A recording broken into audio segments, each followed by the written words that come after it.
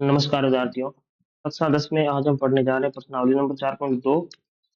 और इससे पहले हमने प्रश्नावली 4.1 जो है वो कंप्लीट कर ली है। आप सभी के लिए एक जरूरी सूचना है कि इस चैनल पर आपको शॉर्ट वीडियो के फॉर्मेट में डेली एक फॉर्मूला अपलोड किया जा रहा है आपके लिए।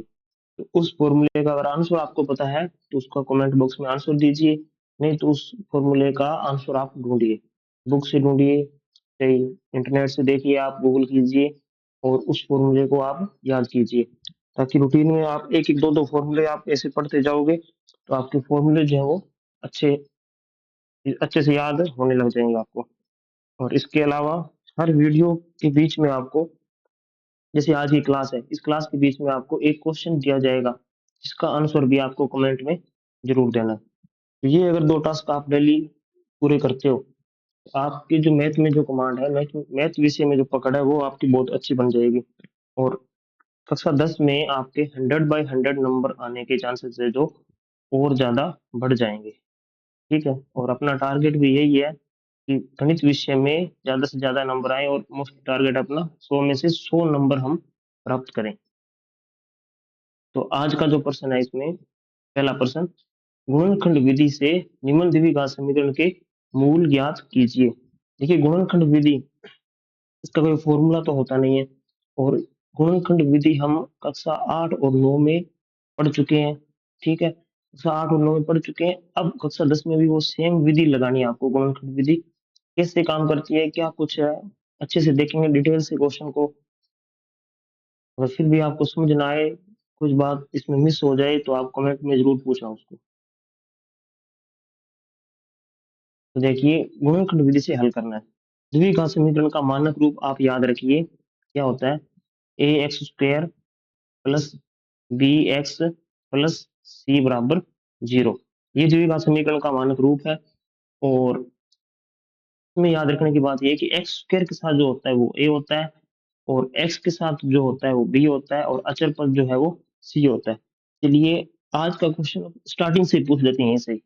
ए, बी और सी तीनों में से किसका मान 0 हो सकता है? प्रश्न को ध्यान से सुनिए। ए, बी और सी, ए बी और सी तीनों में से किसका मान 0 हो सकता है? किस किसका मान 0 हो सकता है और किसका मान 0 नहीं हो सकता, ये आपको कमेंट में लिखना है। ठीक है, आप ऐसे लिख सकते हो, ए 0 हो सकता है, बी 0 हो सकता है, सी 0 हो सकता है, या ए और बी दोनों 0 हो सकते हैं, बी और सी दोनों 0 हो सकते हैं। ऐसे इनका आंसर आपको बताना है कि ए बी सी तीनों में से कौन 0 हो सकता है। ठीक है, अब क्वेश्चन को स्टार्ट करते हैं। हमें क्या करना है कि ए और सी का गुणा करना है, पहले का और अचर पद का, इसका। तो पहले में देखिए, एक्स के साथ क्या लगा हुआ है, एक लगा, कुछ नहीं लगा तो हम एक मान के चलेंगे। तो एक का और 10 का गुणा करते हैं, 10 एकम 10। अब आपको ऐसी संख्या देखनी है जिनका गुणा 10 है, सिर्फ गुणा 10 है, ऐसी संख्या देखनी है। तो 10 गुणा 1, 10 एकम 10। आप ऐसे नहीं करोगे 1 गुणा 10, उल्टा नहीं करना, बस कैसे भी आए गुणा 10 आए एक बार करना है।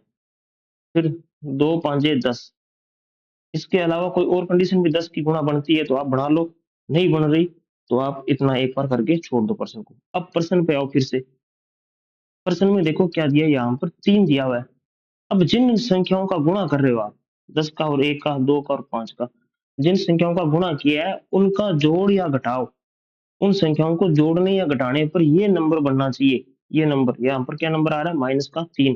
तो जोड़ने पर या घटाने पर -3 बने, वो हम जोड़ा इनमें से लेंगे। तो 10 में से अगर 1 घटाते हैं तो 9 आता है, और 10 में 1 जोड़ दें तो 11 आता है।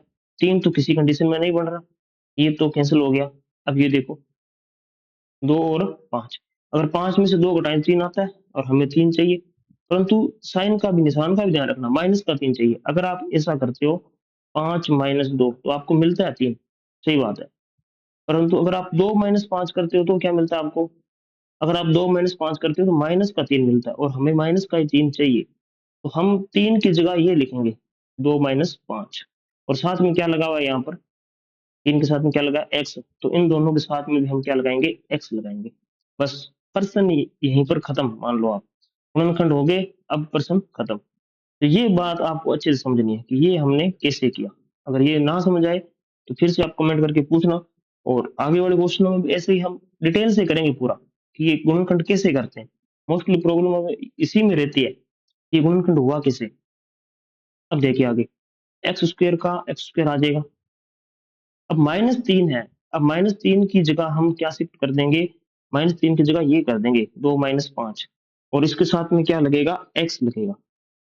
तो 2 तो किसका लिया हमने, प्लस का, तो प्लस का 2x और माइनस का 5x, -10 और बराबर 0। ये हो गई गुणनखंड। अब 4 संख्याएं बन गई, 4 संख्या बन गई, 2-2 के जोड़े के रूप में कॉमन लेनी है। एक यहाँ से कॉमन लेनी है और एक यहाँ से संख्या कॉमन लेनी है। पहले पेयर में कॉमन ले, x दोनों में आ रहा है, इसमें भी आ रहा है, इसमें भी आ रहा है, तो x कॉमन आ जाएगा, बचेगा क्या, x प्लस 2 बच जाएगा।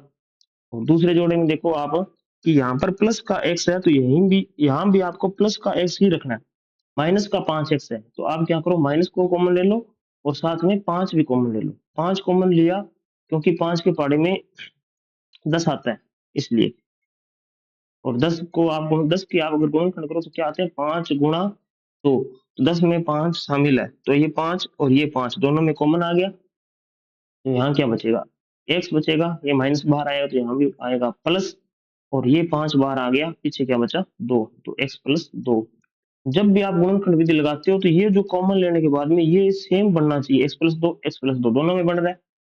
अब x प्लस 2 कॉमन लेना आपको, x प्लस 2 कॉमन लिया, यहाँ बचा x और यहाँ बचा माइनस का 5, x माइनस 5 बराबर 0, x प्लस 2 बराबर 0। अब दोनों ही 0 के बराबर है तो एक एक करके 0 के बराबर रख देंगे, x प्लस 2 बराबर 0 या फिर x माइनस 5 बराबर 0। यहाँ से x का मान आ जाएगा माइनस का 2 और यहाँ से x का मान आ जाएगा प्लस का 5। x के दो मान आ गए और द्विघात समीकरण के दो मूल होते हैं। ये एक क्वेश्चन भी पूछा था मैंने लास्ट वीडियो में, द्विघात समीकरण के या त्रिघात समीकरण कितने मूल होते हैं, ठीक है, कितने होंगे, दो मूल इसमें आएंगे। और कौन कौन से हैं, माइनस का 2 है और एक प्लस का 5, ये दो मूल इसके आ गए। क्वेश्चन इतना ही है, एक बार अच्छे से देखना क्वेश्चन को कैसे हल किया, गुणनखंड कैसे किए, पूरा डिटेल से मैंने एक एक स्टेप इसका क्वेश्चन का आपको यहाँ पर स्क्रीन पे लिख भी दिया और समझा भी दिया। और ये काम आपको रफ करना है, रफ कार्य है ये तो सारा। अब करते हैं नेक्स्ट क्वेश्चन। इस नेक्स्ट क्वेश्चन क्या दिया हुआ है, 2x² प्लस x माइनस 6। यहाँ पर पहले का और लास्ट का गुणा करते हैं। अब ध्यान में रखना ये कि ये क्रम वाइज होना चाहिए, x² का पद फिर x का फिर सिंगल बिना x वाला पद होना चाहिए, अचर पद, ठीक है।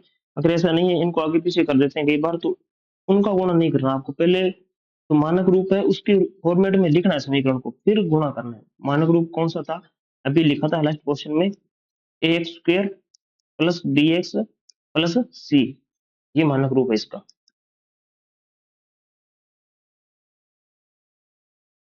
चलिए इसी के साथ आप एक क्वेश्चन का भी आंसर देना आपको कि वर्ग का जो परिमाप है उसका क्या फॉर्मूला होता है, वर्ग का परिमाप, इसका आपको आंसर कमेंट में देना है। वर्ग का परिमाप क्या होगा,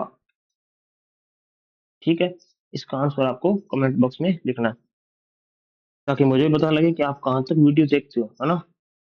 अगर आपने ये वीडियो देखी है और इसका अगर आंसर पता है तो आप जरूर दोगे, और आंसर में चीटिंग मत करना कि गूगल करके दे दो आप ना। अब गुणा करना है, दो का और 6 का, दो दो का और 6 का, 2 छिके 12, आंसर आना चाहिए। ऐसी संख्या देखनी है जिनका गुणा 12 आए, गुणा क्या है 12। तो अब आप 12 एकम 12 होता है, एक तो 12 एकम 12, और गुणा 12 किसका आता है, 2 छिके 12, ये भी मिला हुआ है अपने पास, ठीक है। और गुणा किसका होगा 12, 3 गुणा 4 का गुणा क्या होगा 12। अब पहले गुणा यहाँ से देके किया, पहले का और लास्ट का 12 आया, और किस किस का गुणा 12 आता है वो कर लिया। अब हम वापस क्वेश्चन पे आएंगे और ये चीज देखेंगे बीच में क्या बन रहा है। यहाँ बन रहा है प्लस का एक एक्स, प्लस का एक्स बन रहा है। अब इन संख्याओं को, 2 को 6 को जोड़ो और घटाओ, अगर एक आ रहा है तो ठीक है, नहीं तो इसको कैंसिल करो। 2 प्लस जोड़ने में तो आएगा नहीं, घटाने पे देखते हैं, 4 आ रहा है घटाने पे तो ये कैंसिल। 12 में से एक गया 11, एक नहीं आ रहा, ये भी कैंसिल। 4 में से 3 गया, एक आ रहा है, ये जोड़ा लेना, ये पक्का इसमें से काम में आएगा अपने। अगर आप 4 - 3 करते हो तो एक आता है, और 3 - 4 करते हो तो -1 आता है। अब ये भी बता दो आप कौन सा जोड़ा लोगे, 4 - 3 का या 3 - 4 का। प्लस का एक चाहिए, यहाँ पर देखो प्लस का एक चाहिए तो यही सेट बैठेगा इसमें, ये सेट बैठेगा तो अब इसी को लिख देते हैं 2x² प्लस का 4x और प्लस का 4x, x लगाना इसके साथ, माइनस का 3x और माइनस में 6 बराबर 0, बाकी सारा सेम। इतनी इतना जो मान है इसकी जगह हमने ये शिफ्ट कर दिया, इतना मान 4 में से 3 घटाएंगे तो कितना बचेगा, 1 बचेगा। इसकी जगह ये मान हम स्थानांतरित कर देते हैं। अब वही कॉमन लेना है, शुरू शुरू के दो के जोड़े में कॉमन लो आप, इन दोनों में से एक संख्या कॉमन और इन दोनों में से कॉमन। इनमें कॉमन क्या है, देखो x दोनों में आ रहा है और 2 के पहाड़े में 2 आता है, 2 के पहाड़े में 4 भी आता है, दोनों में कुल मिलाकर कॉमन आ जाएगा 2x कॉमन लिया तो यहाँ बचेगा x plus 2, x plus 2, x plus 2 कैसे बचा, क्योंकि यहाँ पर x की घात 2 थी तो x बच गया और ये x बार आ गया, 4 होता है 2 गुणा 2, 2 कॉमन आ जाएगा, 2 अंदर बचेगा। अब देखिए x प्लस का है और यहाँ x किसका है, माइनस का, तो माइनस कॉमन ले लो, प्लस बन जाएगा, 3 भी कॉमन ले लो, अंदर क्या बचा x, और 3 के पहाड़े में 6 आता है 2 पर, तो 2, और प्लस क्यों आया, क्योंकि माइनस हमने कॉमन ले लिया, बराबर 0। अब देखो यहाँ पर x प्लस 2, यहाँ पर भी x प्लस 2, ये सेम बनना चाहिए, अगर ये सेम नहीं बन रहा तो क्वेश्चन में आपने कहीं ना कहीं गड़बड़ की है, ये ध्यान में रखना। ये आपने कॉमन लिया, x प्लस 2 दोनों में सेम आया, x प्लस 2। अब x प्लस 2 लिख देता हूँ मैं यहाँ। अब पीछे क्या बचा, यहाँ बचा 2x और यहाँ बचा -3, ये आ जाएगा 2x -3 बराबर 0। अब ये 0 के बराबर या दूसरा 0 के बराबर, दोनों मान को 0 के बराबर रख देते हैं।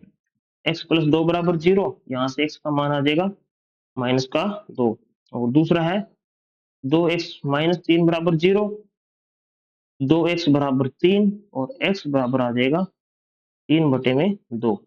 x के दो मान आ गए अपने पास, एक तो x का मान -2 आया है और एक x का मान है 3/2। दोनों मान इसके जो है वो संभव है, पॉसिबल है, और ये अपना क्वेश्चन जो है वो इसका पहले का दूसरा कंप्लीट कर लिया। इन क्वेश्चनों के आंसर आपको देने भी, आप आज का क्वेश्चन क्या था, वर्ग का परिमाप क्या होता है, ठीक है। अब नेक्स्ट क्वेश्चन देखिए, इसका क्वेश्चन नंबर 3, पहले का 3 नंबर क्वेश्चन। इसमें भी यही करना है, पहले का और लास्ट का गुणा करना है। पहले के और लास्ट का गुणा क्या आएगा, √2 गुणा 5√2, ये गुणा करना है। तो √2 को √2 से गुणा करते हैं तो 2 आता है, और गुणा में 5 लगा है तो 5 दूनी 10, कुल मिलाकर आपको चाहिए 10। ऐसी संख्या देखो जिनका गुणा है 10, तो 10 एकम 10, ये रहा, और 5 दूनी 10। इसके अलावा कोई और संख्या यही थी जो आपने कर लिया गुणा। अब अब बढ़ा वापस क्वेश्चन पर, क्वेश्चन में आने के बाद में देखना है बीच वाली संख्या क्या बन रही है, बीच वाली संख्या बन रही है 7। देखो ये 2 + 5 7 हो रहा है, 2 + 5 क्या हो रहा है 7, तो यही कर लेते हैं। तो यहाँ पर √2x² और यहाँ पर 7x की जगह लिख देंगे 2x और प्लस का 5x, 2x और 5x जुड़कर क्या बन जाएगा 7x बन जाएगा, प्लस 5√2 बराबर 0। अब वही काम करना है, इनमें कॉमन लेना है, शुरू के 2 में और इधर इन लास्ट 2 में। इसमें कॉमन देखो, यहाँ पर क्या है 2x है और इधर कॉमन है √2 x² x, यानी कि एक एक तो x कॉमन आ रहा है। अब 2 है, जो 2 को हम लिख सकते हैं, देखो √2, 2 होता है अपना √2 गुणा √2, ये होता है, हमने किया भी था। √2 को √2 से गुणा किया तो कितना आया, 2 आया। तो 2 को आप दिमाग में रखो, यहाँ पर यही लिख देता हूँ मैं, 2 होता है √2 गुणा √2, कुल मिलाकर 2 नहीं है, आप इसे मानो √2 2 बार है। तो अगर हम इनमें से कॉमन लो, देखो एक √2 इसमें भी है, एक √2 इसमें भी है, कॉमन आ रहा है। इसमें x की घात 2 है और इधर एक x की घात कितनी 1 है, x भी कॉमन आ रहा है, तो कॉमन आएगा √2x। अब इसमें √2 बार कॉमन ले लिया, x 2 बार था, एक बार कॉमन आया, एक बार x बच जाएगा, x बच गया। फिर ये प्लस का निशान लगाया, अब प्लस का निशान लगाया, अब यहाँ पर देखिए x तो बाहर आ गया, अब इसमें अंडर रूट 2 दो बार है, अंडर रूट 2 एक तो कॉमन आ गया, एक पीछे बचेगा, तो यहाँ पर अंडर रूट 2 बचेगा। ये थोड़ा सा ध्यान देने की बात है इसमें। फिर नेक्स्ट स्टेप देखिए, इसमें क्या कॉमन आ रहा है, यहाँ 5 है और यहाँ पर भी 5 है, और तो कुछ कॉमन नहीं आ रहा, प्लस का है, प्लस का 5 कॉमन ले लेते हैं, प्लस का 5 कॉमन लिया, यहाँ बचा x और यहाँ बचा रूट 2, x प्लस रूट 2 बराबर 0। अब x प्लस रूट 2 इसमें भी है, x प्लस रूट 2 इसमें भी है, तो x प्लस रूट 2 कॉमन ले लेते हैं, x प्लस रूट 2 कॉमन लिया, यहाँ बचेगा रूट 2x प्लस 5 बराबर 0, और x प्लस रूट 2 को रख दो 0 के बराबर, और यहाँ फिर रूट 2x प्लस 5 को रख दो 0 के बराबर। यहाँ से x का मान आ जाएगा माइनस का रूट 2, और यहाँ से x का मान क्या आएगा, रूट 2x प्लस का 5 है, दूसरी तरफ जाएगा तो हो जाएगा माइनस का 5, और x की वैल्यू आ जाएगी -5 बटे में रूट 2, -5 बटे में रूट 2, x के दो मान आ गए, ये दोनों x इसके मान है, इस समीकरण के मूल है। तो समीकरणों के मूल इस प्रकार हम निकालते हैं, और मूलों को हम शून्यक भी कहते हैं, जीरोज इंग्लिश में कहते हैं, हिंदी में इसको शून्यक और मूल जो भी है। कुल मिलाकर हमने आज 4.2 के पहले क्वेश्चन के 3 भाग कर लिए, और नेक्स्ट जो इसके पार्ट्स हैं वो आगे वाली वीडियो में हम कंप्लीट करेंगे। देख लेते हैं, अगर एक ही पार्ट है तो अभी कर लेते हैं, अगर दो एक से ज्यादा है तो नेक्स्ट वीडियो में कर लेंगे। इसके हैं पांच पांच पार्ट, मतलब 2 पार्ट और है, तो नेक्स्ट वीडियो में कंप्लीट करेंगे इसको। आज के लिए इतना ही। Thank you.